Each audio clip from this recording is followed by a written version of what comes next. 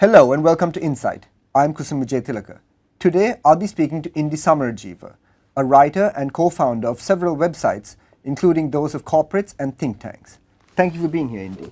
We appreciate it. Hi Kusum, thanks for having me. So, you draw heavily as a writer from your experience growing up in America. You also studied in Canada. Can you tell us a little bit about where you grew up in the United States and what kind of culture you sort of found yourself in? So I'd say I technically grew up in Columbus, Ohio, but really I grew up in a suburb called Upper Arlington, which I love very much, and like shout out to everybody in Upper Arlington. But what I really didn't, I kind of knew at the time, but Upper Arlington was actually like a very segregated suburb within Columbus. So black people and Jews weren't really allowed to buy houses there until the 70s or 80s. It was written, I think it's still written into some of the deeds that they couldn't, be in homes or be in Upper Arlington except as servants. And if you look at a map of Columbus now, it's actually pretty clearly divided along a highway that runs through the middle of the city. So all the black people are on one side, and they have like helicopters flying over them all the time. And then like white people, and then Asians are allowed in to these other communities, which are like Upper Arlington, Bexley, like the suburban communities. So when I grew up, I had exactly one black friend, Ray. They even gave us one homework assignment, which was like trace your ancestors back to Europe, okay. Which obviously like me and Ray like couldn't do. So my dad had me, or Tata had me trace our, relatives who'd moved abroad and like people who'd gone to Europe, so like diaspora. And then for Ray, I did the homework for him. I just made something up. Okay, but did you have an idea of being sort of outside a home culture? Because you went there when you were quite young, weren't you? So did you sort of feel like, oh, I'm in an American culture, or was that just the only culture you sort of knew growing up? So I didn't really have a sense that I was particularly different because I'd been there from the beginning. So I didn't really have a sense that I was different until I moved out of Ohio and I went to study in Montreal. Okay. And then people would ask me where I was from, and I would say, I'm from Ohio. And then they'd be like, no, where are you really from? And then I really had to start thinking about it. But yeah, I didn't really think about it. Yeah, I think one of the things that a lot of us get when we go abroad is where you're from, and then you give them the answer, and then they sort of think, where is that? Did you get a lot of that when you eventually started saying Sri Lanka to people? It was there. It must have just been a blank face, basically, right? So yeah, I had to start like learning about that culture and like my culture, and I think that's a phenomenon for all of us. Everything from language to like food to like our history, we have to sort of like reconstruct. And when you came back to Sri Lanka, did you find quite an adjustment, having grown up in the US? I think Sri Lanka's, I don't know, it's weird. It's like home, like it's always welcoming. I don't know. I guess it's a bit of adjustment. I think, so it took me a while to make friends, I would say. Okay. Like, so my cousin like introduced me to some of his friends, and that took like a year and so on. But then once you're in a network, I think it's very... Okay. I've read about a bit of your blog and been following your tweets quite a bit. A recent one, you wrote a piece on Afghanistan and the Biden policy there. It was quite a good piece, and I just wanted to read a small excerpt from it. It's basically what you're saying is that the Biden policy in Afghanistan, specifically the freezing of foreign exchange reserves under sanctions that were imposed on the Taliban. You wrote, quote, Biden is pure unmitigated evil. He is a liar, a coward, and a thief. He has so much historical blood on his hands that the pages will weep. As well as the aid, the US has also blocked some $7 billion in assets that belong to the now defunct government of Afghanistan. Just last week, US Republican Senator Rand Paul, I think he's basically the torchbearer for American libertarianism. Sure. He was asked specifically about this, and he stated that he doubts that those assets belong to the Afghan government, and those are actually United States assets, given that the US spends something like $50 billion a year in Afghanistan. So I'd just like to get your thoughts on the decision to withdraw, but just within the context of successive presidents promising withdrawal, but it never really coming to pass. It was an Obama policy, Trump policy. So, I mean, they don't belong there. And the idea that some random senator from like Kentucky should have any say over what's happening in Afghanistan is absurd. It's like someone from like the Ua province deciding like what happens in Wyoming. We sort of like dance around the fact that they have just no business doing this. And we also dance around the fact that they are an empire. They maintain financial and military control over much of the world. And that money, it's not that it belongs to the defunct government, it just belongs to their central bank. That's their money. And it's not just that. They're owed like reparations from the United States for everything that's happened there. This is their money that they're stealing. And in Sri Lanka, we know what happens when you have a Forex problem. Because we're also like in the empire as well. So, I mean, why is USD affecting us? It does. We're also within the ambit of empire. Right. So you can see that like we have fuel shortages, we have food shortages, we have problems because we have not enough Forex. So when you completely steal a country's entire Forex reserves, you're talking people dying, millions of people starving. So this is historical genocide. It makes me very, very sad. And the fact is, in Afghanistan, the median age is, I think, 19 years old. So most people in Afghanistan were not even born when 9/11 happened. Yeah. And Afghanistan didn't do 9/11. And if 20 years of like bombing these poor people and occupying them isn't enough, then on the way out, Biden is stealing their money and condemning them to starvation. Millions of people will starve and die because of this. This is like the Nazis burning the Ukraine on their ignominious way out of the USSR. Scorched earth policy. Yeah, this is a scorched earth policy. And they do it with bureaucrats instead of boots, so like we look the other way. But this is historical evil. Right, what I think is, I mean, what you said is true, because the fall of Kabul and how quickly things deteriorated there really sort of exposes the great lie in Afghanistan, right? It's 20-year war. It's, I think, $1 trillion. Some reports say it's 300,000 soldiers trained. Some say it's less. But generally speaking, if a country collapses in 3 days, then you kind of wonder what was happening for the last 20 years. So with the U.S., so I think it's about $2 trillion. And so Rand Paul was saying, oh, like the money was ours somehow. I don't know if that makes sense. The money they spent there went to their arms contractors, Lockheed Martin, Raytheon. So this is almost like human sacrifice to those war gods. To understand America, the simplest thing you can do is just follow the money. So there's actually more money in losing wars than winning them. They just find the poorest people on earth and drop very expensive bombs on them. It's a great scam. And I think what's probably making the matter worse is that many on the right in the US, now that the withdrawal is complete, they don't seem to have that much concern about humanitarian issues. That's really not a business of the right, generally speaking. Progressives, the Progressive Caucus in the US seems to have lost their consensus on this, because there's a few that seem to sort of welcome it. There's others that didn't welcome the withdrawal. I'm speaking first specifically about the withdrawal. And then, of course, there's establishment Democrats that see the withdrawal as largely popular amongst the American people, etc. Now, what I found interesting was the withdrawal sort of brought together the mainstream media, both Fox News and MSNBC. It kind of brought together the neoconservative establishment and the neoliberal establishment. It brought together all the generals. Yeah. Many people within the Biden administration, senators, congresspeople, they were all against Biden. That, when it was happening, made me feel like this might be the only thing that vindicates this decision, is the fact that everybody else is against it. So I just want to ask you, in terms of withdrawing, forget the actual process of withdrawal, would you agree with the Biden strategy, the Biden decision to pull out? So I mean, Obama also said he was going to pull out. Like, so I don't know. Actually, I'm not sure if he said that. He did. He tried. He surged troops. Yeah, of course, they have no place being there. They never had any place being there. And there's some progressives. Progressives are the worst. They're like the worst warmongers, because in their head they still think that America is like good, and that good you can fit into a bomb, and then you can like drop it on a poor person, and they're like, boom, democracy. Right. I mean, like they're doing the same thing with like Ukraine and like Russia now. They're always looking for like some bad guy. I saw a tweet today which said like in the Western media you're constantly being told that like there's evil tyrants everywhere, when in fact like you're the bad guys. Kyle Kulinski is I think progressive commentator, and he said basically that the withdrawal from Afghanistan was the most successful aspect of the entire war in Afghanistan. Do you agree? No, I think that it's all been just like an abject like evil failure. And they don't learn. They're still like, oh, like let's go poke around Ukraine, let's go like bomb Yemen. They just don't learn. Just like do no harm. You don't belong there. Your senators from like Sri Lankans, we can say our government has done lots of bad things, but we mainly bombed ourselves. Shouldn't do that. It's evil.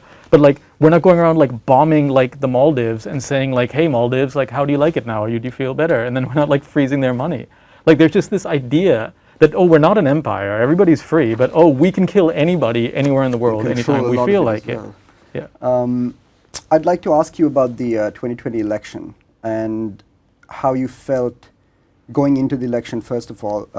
There was a wide conversation around vote blue no matter who, and I think someone you've mentioned or you've referenced, Nathan J. Robinson, was one of quite a few writers on the progressive left that were sort of arguing that the left in America shouldn't give their vote to Biden easily, that they should perhaps have a lot of conditional support for the Biden presidency.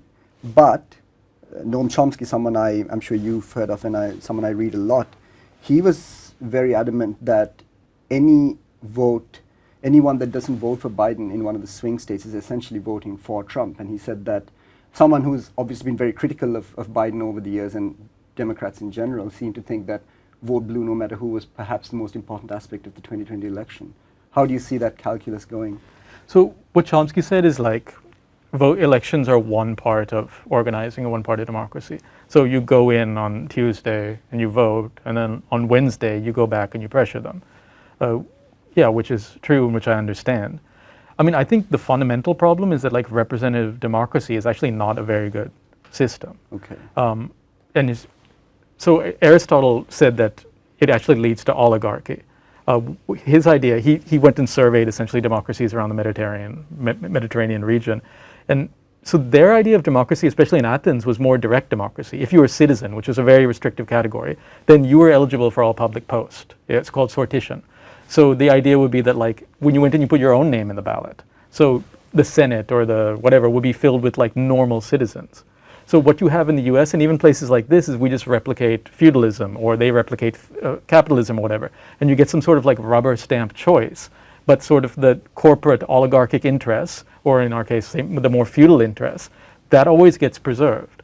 And that the whole representative democracy thing is actually like not a very good system. So with Trump, the problem was really that he just came out and said what America did. And that's bad, because that like embarrassed liberals, that embarrassed everybody, it looked ugly. Biden comes out and says nice things, like say on vaccines, he says, oh, we support a patent-free vaccine. But what does he do? Yeah, there is no patent-free vaccine. They haven't moved anything on that. So Biden has collected hundreds of thousands of dollars from pharma companies. He's quite openly corrupt. In the US, they just publish their corruption figures. So they just legalized corruption. So even at the bureaucratic level, these people are paid when they get out of office by the same companies they're supposed to be regulating, or the same arms dealers. And these people fund the same think tanks that feed people into the State Department, that feed people into the government. So that sort of state capture is there, and then every few years you get to like vote on like which bought person you're going to choose. You're going to choose. The same thing happened recently in the state of California, where the governor Newsom ran on Medicare for all. And it was widely reported that he would support Medicare for all, and then comes into office and they reported $1 million donation from a pharmaceutical company, or I think it was a private insurance company. And since then there's been no talk of Medicare for all in a state like California, which is essentially a stronghold. I mean, look, it's like too easy, right? Like you just follow the money. Yeah, it's not a good system. Did you find how did you find the primaries in 2020 on the Democratic side compared to the 2016 primaries? I know it seems a lot like the same thing kind of happened to Senator Bernie Sanders, but do you think that this time around, the Bernie, electorate came out in the numbers that they expected? A lot of data seems to support the fact that they didn't, especially the younger voters. So the problem with Bernie versus Biden is really, like, I think Bernie had more support everywhere, but he lost in the southern states, the black voters. The black support. So if you can get a black Bernie, I think that's like a winning combination. So because I think Bernie's ideas are like, and look, honestly, if Bernie had been elected, I think we would have had more vaccine production around the world. That would have saved millions of lives. I don't think they would be starving the Afghan people to death right now. That would have saved millions of lives. And Biden has actually killed more people than Trump from COVID. So I think Biden is, if you just look at the numbers, he's worse than Trump. He was elected essentially to stop COVID and save people's lives. He's killed more. Restored the soul of America. He was elected to get out of war and so on. But then what has he done? Like sanctioning people is an act of siege warfare. It's still war. He's still killing more people in war than Trump did. How did you, who did you support during the 2020 primaries in the US? Was it Bernie? If not Bernie, who would you think would have Because to be honest, Biden was nowhere near, was he, leading up to Super Tuesday. So Yeah, it's getting basically, so I think what happened leading up to Super Tuesday was that Buttigieg, Elizabeth Warren, and a few others, all the moderate candidates, consolidated themselves, dropped out of the race, supported, basically put their support behind Biden.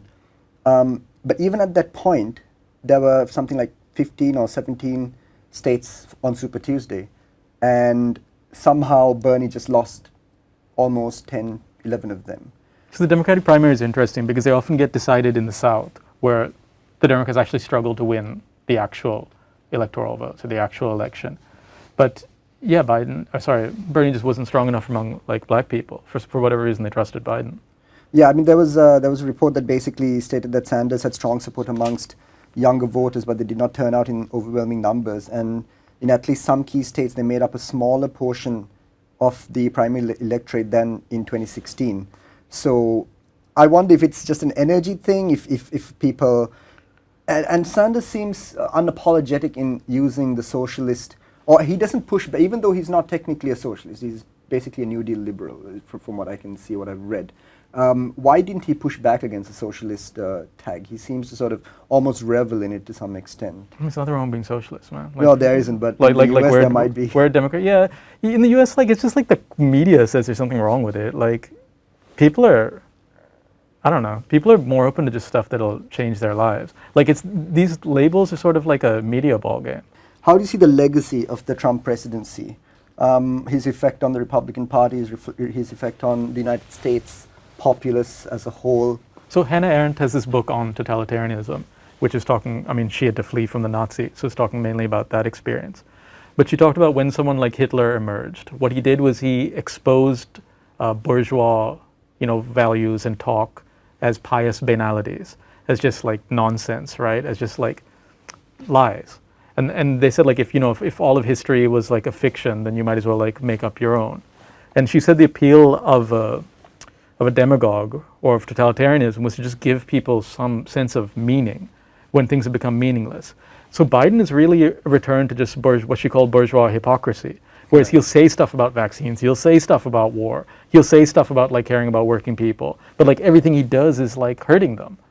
He'll say stuff about like relieving student loans, but it's still a nation of debt peons. So all they got was the hypocrisy back. And if someone just comes out and says like, hey, I'm evil and I love it, and I like dropping bombs on people, and like making fun of disabled people, and like making fun of like minorities, right? Rather than just this fakeness. So people just want some real sense of meaning. Someone just comes out and like says it. It's about being authentic, isn't it? He's not someone that's prepackaged, and I think people sense that very, very clearly. And so what Arendt says is the core cause of totalitarianism is loneliness. Right. She says you get atomized people who like are losing meaning. The institutions of meaning are breaking down. They don't trust the media. They don't trust like academics. They don't know where to go for meaning. And so someone who just comes and says like, you're fine, like these people are causing the problem, and like we have this great history and we're going to get back to it, and we're going to just get these people out and do the right thing. And there's someone who just, like, even if it personally kills them. So she talked about within the Nazi regime, like even when it was personally like disappearing people around them, people were still attached to that because it gave their lives meaning. Part of what I found really interesting about Trump in some ways was that he's ideology free in many ways. He's basically happy to do whatever helps him in whatever way he thinks he needs help at that point in time. I noticed, for instance, during the pandemic, at the height of the pandemic, he was on the stage at the press briefing room, and there was a reporter that asked something about expanding Medicare during the pandemic as a national health emergency and giving everyone health care. And he literally said, he uttered the words something, I'm paraphrasing, but he said, yeah, I guess we could just give everyone health care. Well, couldn't we do that? And he just turned to someone and they just nodded. He was the first he's the first president to do direct cash stimulus checks. He ran on providing health care for everyone. Of course, he ran on taking Obamacare out, but bringing in his own health care didn't work. He ran on infrastructure, which didn't pass. But the Republican Party now, it's gone back to being a little more Tea Party back now. They're worried about the deficit, that kind of thing. So I just want to know if you could comment on what I see as a sort of duplicitous nature of the Republican Party, how they support an agenda with a Republican president and then completely go the opposite way. How is that sustainable? I mean, the Republican Party, unlike the Democrats, they've had something where they're like right wing, took over. So they just go to like whatever is winning. Like most of the Republican Party establishment like hates Trump, but if he wins, that like See, like when we mentioned vote blue no matter who, there was no equivalent on the right. It didn't have to be. Everyone was on the same boat. They were like, we're going to vote Trump no matter what, and he got 7 million more votes this time around. He would have the most votes for anybody other than Biden. So the thing is, like, there's this Princeton study which showed that basically whatever Americans believe, like Americans support single-payer healthcare. Like obviously, it's like stupid if you try to even deal with an insurance company for something basic. All there, the it's direct maddening. ballot issues, all 60-70%. So there's a Princeton study that said like basically what they support has no correlation on like what is actually passed, but what corporations support is a very high correlation. So elections are almost like they're just media. They're like it's a circus. It's entertainment, and Trump is an entertainer. So people just vote for someone who's like entertaining. They're not going to get anything anyway. Like either way, they're going to be screwed. So they just like vote for someone entertaining or someone. And of course, like there is just a deep thread of racism. Like the place was, they call themselves an old democracy, but in truth, Sri Lanka is an older democracy. Much older, yeah. Like they didn't have universal suffrage until the 60s. Their founders were black people. So it was a white totalitarian state for a long time. And a lot of what's coming up is they have these waves of racial violence. Like Reconstruction, after the Civil War, there's a wave, there were black people in the Senate then, and then there's a wave of rolling that back. And then now what's happening is, you got Obama as president, people are like, oh, it's going to be black future, everybody's going to be okay. There's a wave of rolling that back. This is cycles that they go through, or any country has with racialized violence. Since you mentioned the democracy, how did you feel about January 6th and the riot on the Capitol building? Do you find that it was, because they're still talking about it, there's going to be, I think, a congressional investigation on this, and I think there's already been a congressional investigation. How do you see January 6th? Do you see it as something that should be considered going forward, or is this just another stick that the Democrats are going to use to try to say never Trump and vote in another moderate? Well, I mean, I think they've pretty much failed on it, right? Like, if you get attacked like that in your capital, if you don't, like there's people inside there who let them in. If you don't, get those people out, then they're just going to do it again. Like, politics is just a series of norms. It's not laws. Like, institutions, nobody comes in and, blows a whistle on you. So now the norm is, if you don't like the election, you can, attack the Capitol. And what do you, nothing's going to happen to you. So that's just the norm now. Yeah, I think the other thing is that they're going to use it as an excuse to increase surveillance, aren't they? They've already started, a new version of not the Patriot Act, but something similar. So if you look at the Weimar Republic, which I think I'm pronouncing wrong, they had this tension between right and left, which is you can just use those words. They completely ignored their right flank. So the judges would let those people go, and the institutions wouldn't care. And even the social democratic government, they had spent their time beating up communists who were kind of been their allies. So that's what's happening in the U.S. Even the Democrat government is really not spending their time treating the right wing like a threat. But anybody who's remotely communist or anarchist or black is going to get beat up pretty well. Where do you see there's a stream of thought that says that 8 years of Obama gave us Donald Trump. How do you see that statement? I mean, I think America has just structural problems going back to the 80s. It's just running out of gas. And then it has demographic stuff where white people will be a minority within, I think, about 20, 30 years. And that's not how the country was founded. The country was founded as a white supremacist, male state. As in, at founding, only white men who own property could vote. And so these are big structural problems. And the Democrats have actually had no ideas since Reagan. Even Obama is kind of just Black Reagan. Yeah, I mean, what I think is interesting with Obama is that he came in on, I think he sounded very progressive, but I think the progressives in the U.S. were let down by Obama, and I think he took a lot of heat from the right and the left. For instance, he ran on the environment, but then increased fracking, which he should ideally get credit from the right for, because essentially helped make America energy independent to some degree, but he didn't get that credit. And on the other side, he'll get destroyed by the left for increasing fracking and the environmental damage and etc. He will get sort of criticized for Obamacare for basically I think Obamacare was written by a right-wing think tank. I think it was either Cato or one of these institutes. It was essentially Mitt Romney's plan that he did in his own state. In fact, Hillary Clinton was one of the people that argued for single-payer healthcare, even in the 90s. Obama is on record saying he believes in single-payer healthcare, but it's not a political reality. Now, in 2022, a lot of progressive left-wing commentators, they sort of blame Obama for not being able to pass single-payer.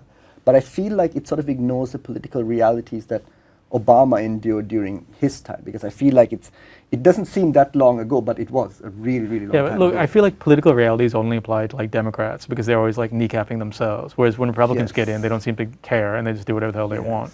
Like there is just like power and you can exercise it. Like FDR passed the New Deal within about 100 days. I mean, he had a large mandate, it was a different place.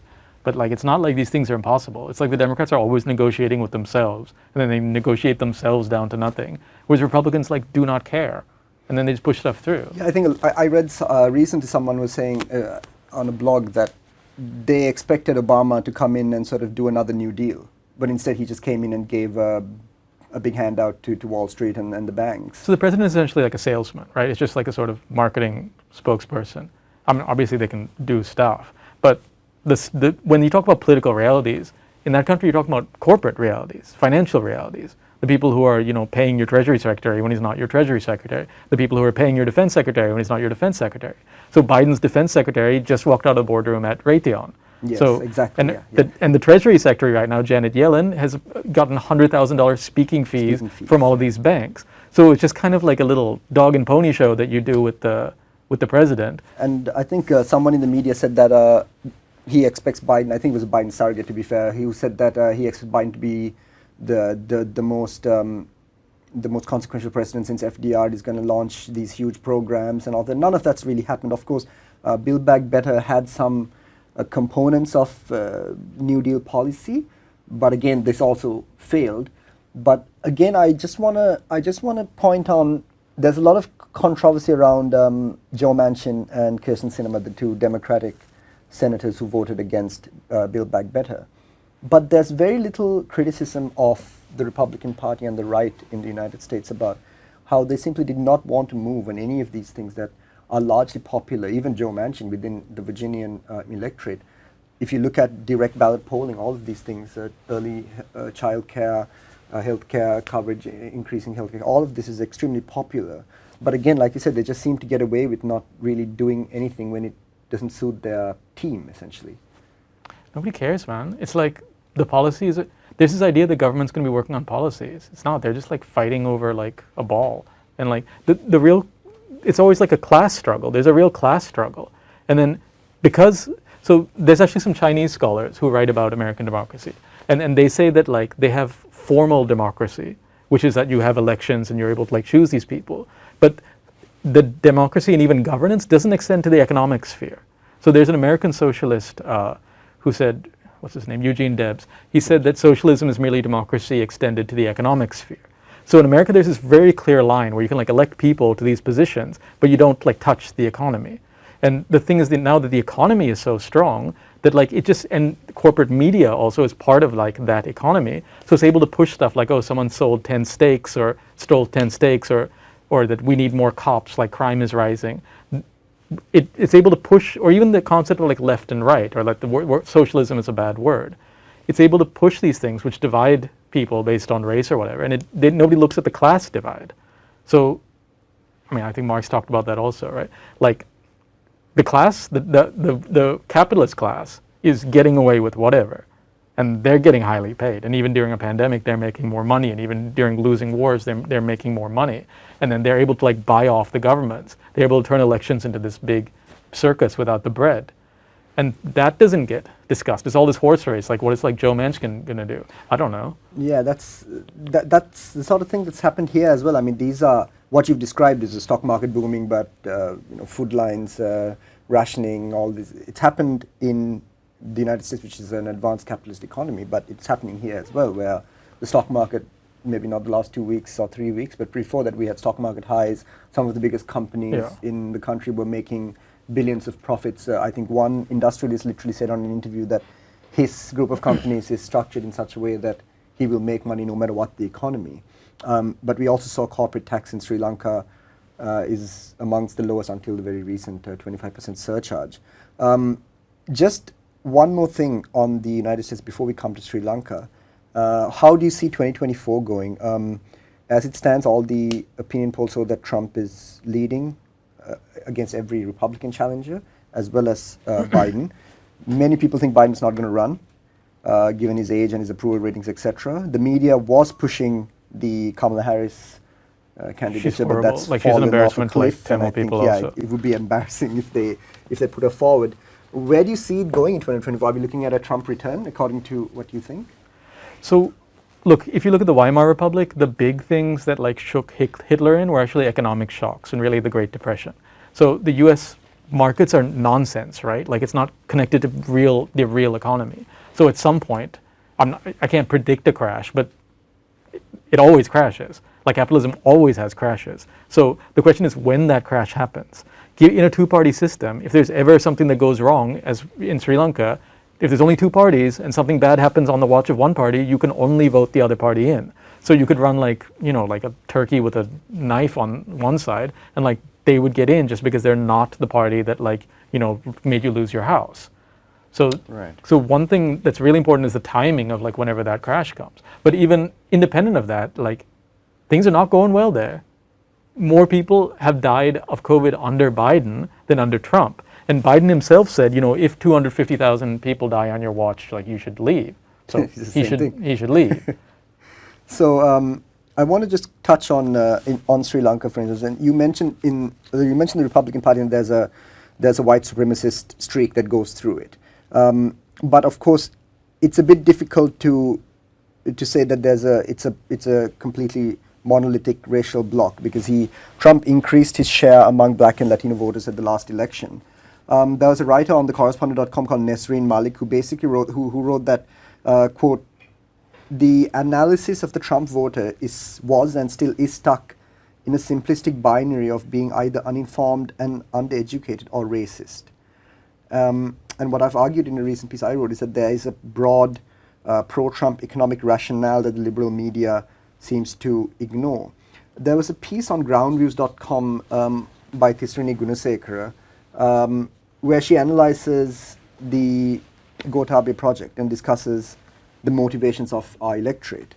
I quote, "The racist vote is not a canard. These are ordinary Sinhala Buddhists who do not necessarily gain anything material from Rajapaksa rule. Yet they still remain loyal to the Rajapaksas because their true aim is a Sri Lanka where minorities are kept down literally. They are the Lankan equivalents of the Make America Great Again crowd." Unquote. Do you agree with this analysis about the motivations? Because if you misread who you're trying to reach, if you misread their motivations, this has dire consequences for an election. How do you analyze the 6.9 million voters? So again, in Sri Lanka, the previous government had failed, and failed in an extremely dramatic way that should have, by any rationale, caused that government to fall. Like that government had no business standing up. However, in a two-party system, sometimes your only choice is worse. And yet what other choice can you make? How can you reward a government that and even with the Easter attacks, you could say that Mahinda having that sort of coup and attacking parliament, that destabilized the government such that we were open to such an attack. And I would say that is true. However, still, a government, when that happens on their watch, and when they're so wildly incompetent, and I remember the next day Ranil was in parliament and he was laughing. He was making jokes. Like the idea that I would ever vote for someone like that again is crazy, right? So there's those forces also. It's not, like material events drive ideologies and ideologies drive material events. But I don't think it's not as simple as like, oh, the Sinhalese Buddhists are so happy about keeping Muslims down that that's the only reason they vote. Now, I know people who are quite racist against Muslims. That's actually fairly common. I've had especially older people say like, oh, don't do business with Muslims and stuff.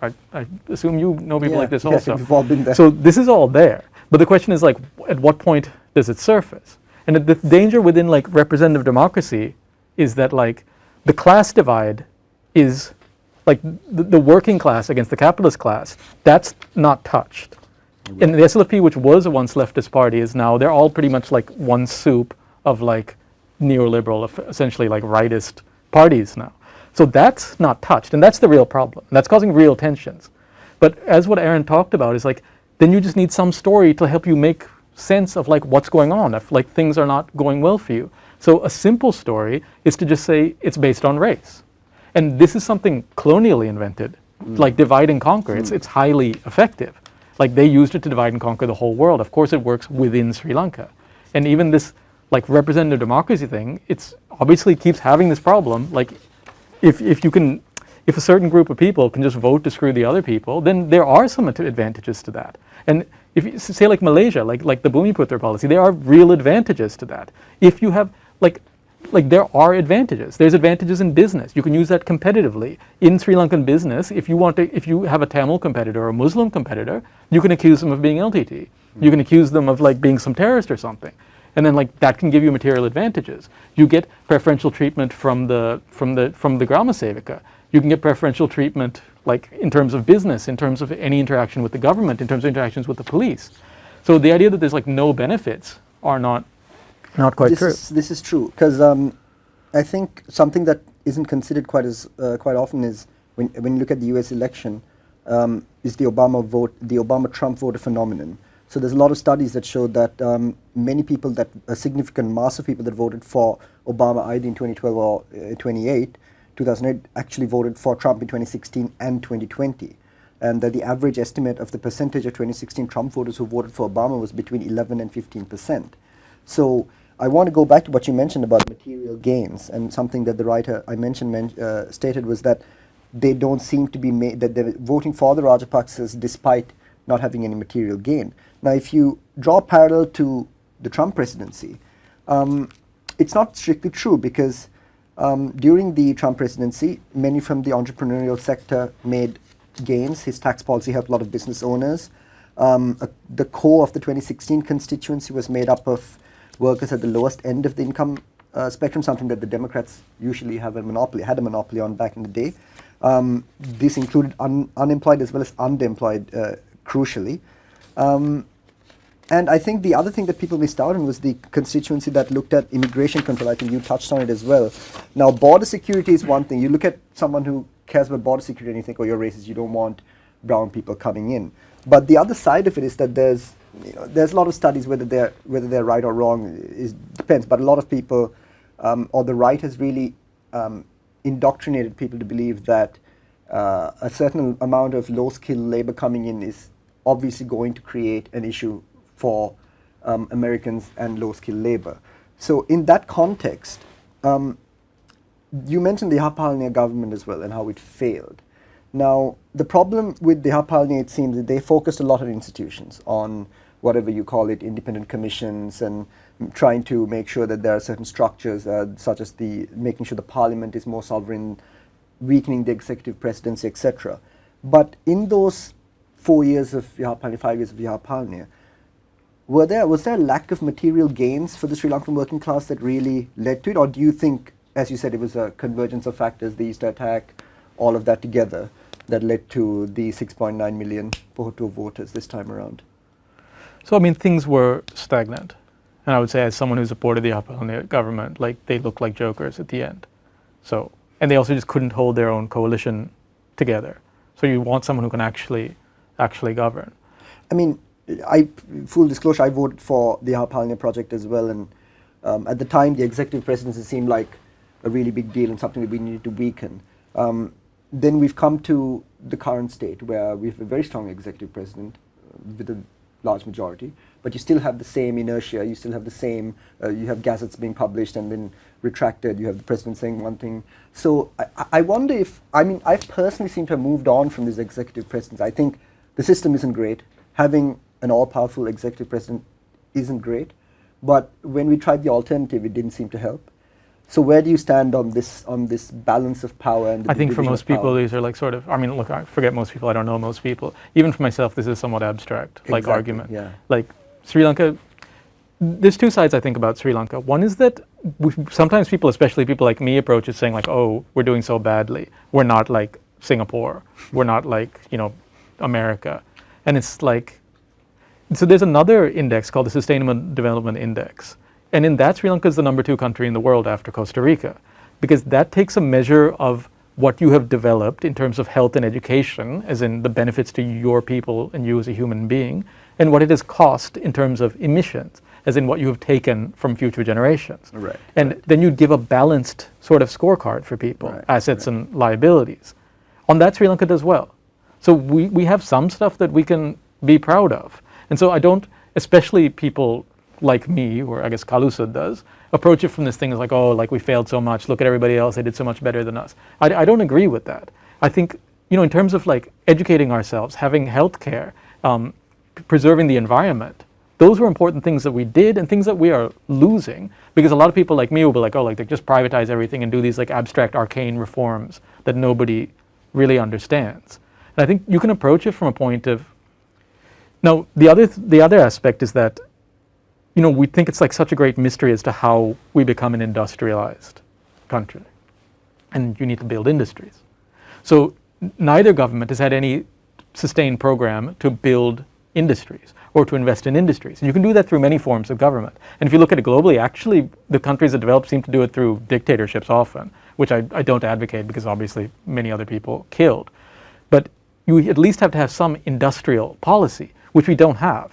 So even the UNP, SJB, whatever, it's just like, oh, we're gonna like adjust tax rates and like fix things up. But then we're still stuck in a essentially colonial, not essentially, we're just still stuck in a colonial relationship where we export cheap labor and we export, resources, and then we like bend over it for like tourism, and then but we don't have It's the external industries. dependency, isn't it, Yeah. that's killing us. And we're still in the colonial relationship. But even, so Mahinda had the sense of investing in something, but he just invested in like bad things. Like why do we need another city in Hambantota, right? We could have maybe developed Trinco or something else. That port maybe can start producing returns now, but that was at least infrastructure. And I think even voters understand that in some sense, as in like Mahinda and the Rajapaksas at least do something.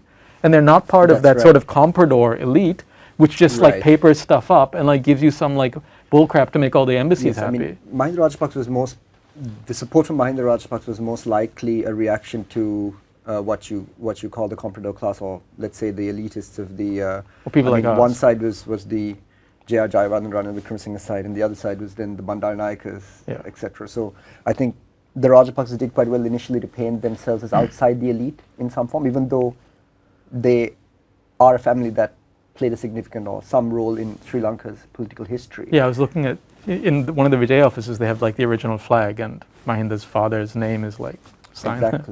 Exactly. But in terms of where we are as in the political spectrum, most of the oppositional elements, you mentioned that even to me, the executive presidency and all of it seems such a abstract, almost some sort of intellectual argument that you can have in your free time. But when you look at the National People's Power Manifesto, when you look at the Champik Ranawaka's 43rd manifesto, there's a lot of conversation around the executive presidency as if that's the panacea that's going to cure everything in this country.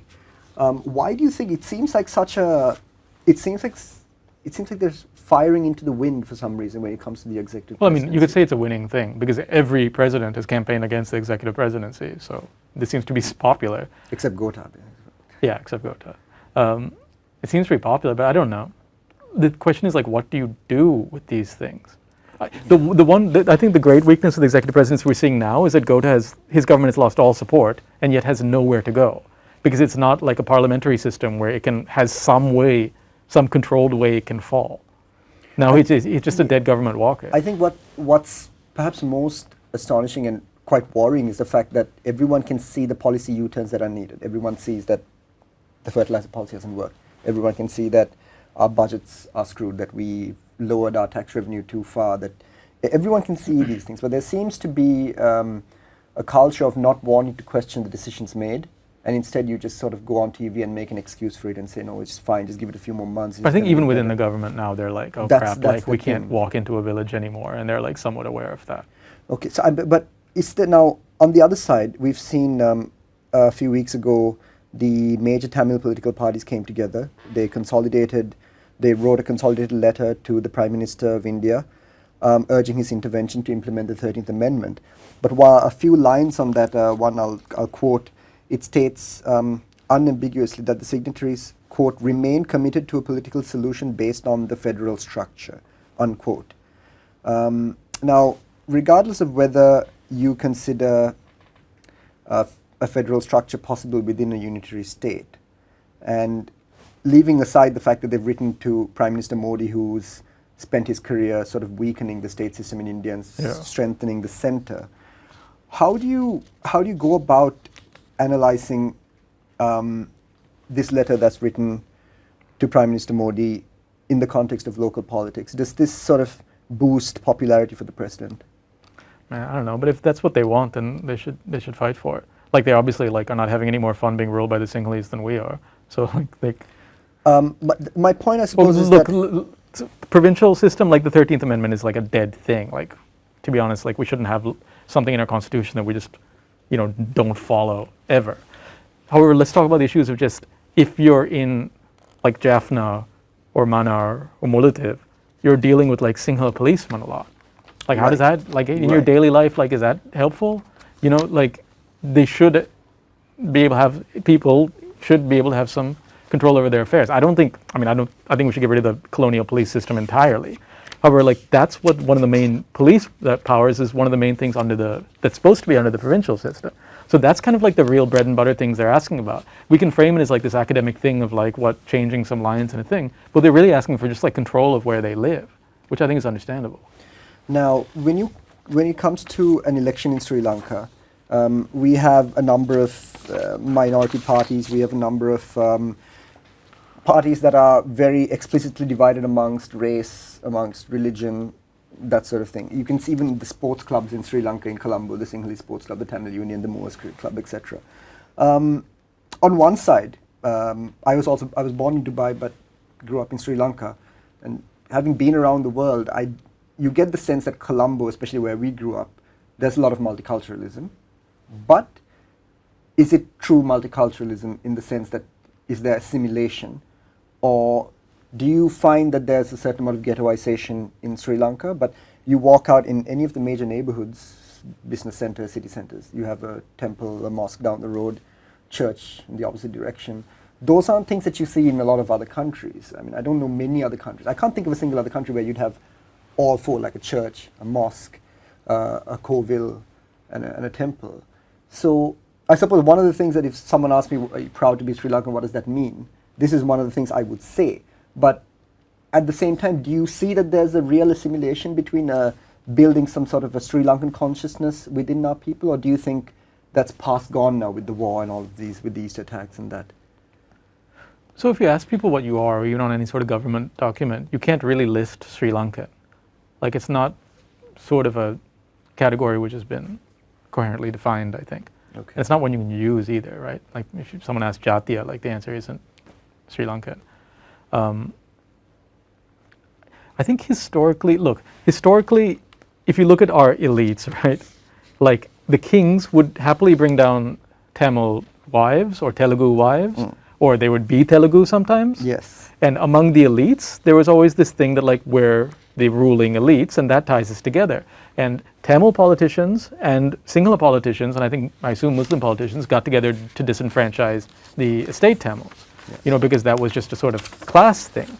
So in any politics, there's always this real class tension between, I'll say, the capitalist class or the ruling class and the working class. And then everyone's given this sort of sideshow of race. Because look, in the old days, in like the feudal days, if someone didn't like the way that was, you beat them. And that was your right to beat them because the gods said that you could beat them. Yes. But the real innovation of like capitalist liberal democracy is you just get people to beat each other up. So we will happily beat each other up, and we do get some advantages from that. We do. Like when you get if even the Muslim parties, the Tamil parties, they get stuff for their people. You get advantages. Like that identity gets you advantages. But the fact is we're fundamentally fighting over scraps. We're not industrializing our country, and we could have an identity, but that identity has to mean something. It has to put some food on the table. Right. So nobody's come up and developed that. So I mean, look, communism is one way to develop that identity. In communist countries, they're just like, they talk openly about a class struggle. Or on the other side, you can get like Lee Kuan Yew, where he's like, no, like, you guys stop fighting, we have to like make money. So that's possible. But But no one's really proposed that. I mean, a lot of people consider Sri Lanka as needing to be where Singapore is, but I think it misses the point that culturally we're not the same. I think that. And look, man, like if I go to Singapore, I can't stand it. I can't be there for more than like 3 days. Like all respect to them, but like I personally, it's not like where I'm from. It feels really weird to me. Yeah, I think we have to decide primarily. There's an economist called Dr. Howard Nicholas who mentions this quite well. He talked about the current conversation around budget deficits in Sri Lanka and how a lot of institutions, a lot of the financial elites, they talk about how Sri Lanka is always in this problem because we're spending more money than we bring in, and that budget deficits are the evil, and that's everything that we have to stop. So Dr. Howard Nicholas looked at this and said it's not really the budget deficits. If you look at all the countries that are below a certain level of industrialization, those countries in effect end up having budget deficits. So you're essentially pointing to a symptom and saying this is the sickness, but it's not. So, but I don't see much in terms of policy in the National People's Power, which is considered a pretender to the oppositional throne as such. They had very little to do with industrialization. They were talking about improving our exports. They were talking about maybe the executive presidency again. But when it comes to industrial policy, there just doesn't seem to be any interest in it. Is it just that? Is it a false dichotomy that we think that we have to start running sweatshops here and that we can't give people a decent wage for in a manufacturing sector, and that's why we should just conform to the neoliberal model? Yeah, honestly, I don't know what happened, right? Because in the past, not really our parents' generation, but more our grandparents' generation, like they did the Mahaweli project. They produced, we run on 50% hydropower. They built that. They produced a good education system. The garment factories. They produced like a good healthcare system. I mean, garment factories are good, but it could be better industrial. We still at a bit of a low end of the industrialization scale. We did things. If you look at our ancient past, we produced tanks that are still feeding people today. We produce irrigation systems that are still, growing food. So it's not like we're incapable of building things, but we've somehow lost the faith that such a thing is even possible. And we're just like, oh, we're gonna build a hotel and rub someone's feet and open a coconut for them, and that's gonna develop our economy. It's not like that. Given your background in tech, you've built some major websites, and including Yamu.lk as well. I wonder how you see Sri Lanka's educational system when you consider STEM, when you consider coding, all the stuff that's going to be important in the next coming decades. I mean, how far behind are we, and is there any way we can get on some parity with the rest of our region at least? So I'm not the most authoritative to speak about the education system, but I do know that when our university students get on the streets and they tell us that something is wrong, we deploy water cannons on them. And they've been going out and doing this forever. And people among my class, they're like silly, we can't afford university education. We never really listen to them. What about the idea that, these people are protesting because education is free and they don't value something that's given free? And yeah, the people saying this, they got something for free. Their parents sent them abroad like me. Like, who are we to judge them? Yeah, I think it's arrogant. And I think it's not that once you get a university education, you're set for life in Sri Lanka, is it? It's the university education more often than not reminds you that this has not helped me in the slightest, because your job prospects don't improve. Look, I mean, the education is a contract, right? It's an agreement you make with your young people. Young people give up their lives to study. I don't think I could get into university in Sri Lanka. The people getting into university work much harder than I ever did. And you give up your life for this, and then you get in, and then you spend. It's not well resourced. The exams don't come on time. You're spending 6 years of your life. You get out maybe when you're 25, 28 sometimes. Exactly. And you get out and people are like, oh, you're entitled and lazy. And you go out and talk about it and they tear gas you. So the answer is that, we can't afford this free education. No, the answer is we need to invest more in education. Yeah, we have one of the lowest expenditures per GDP, as a percent of GDP on education amongst peer countries.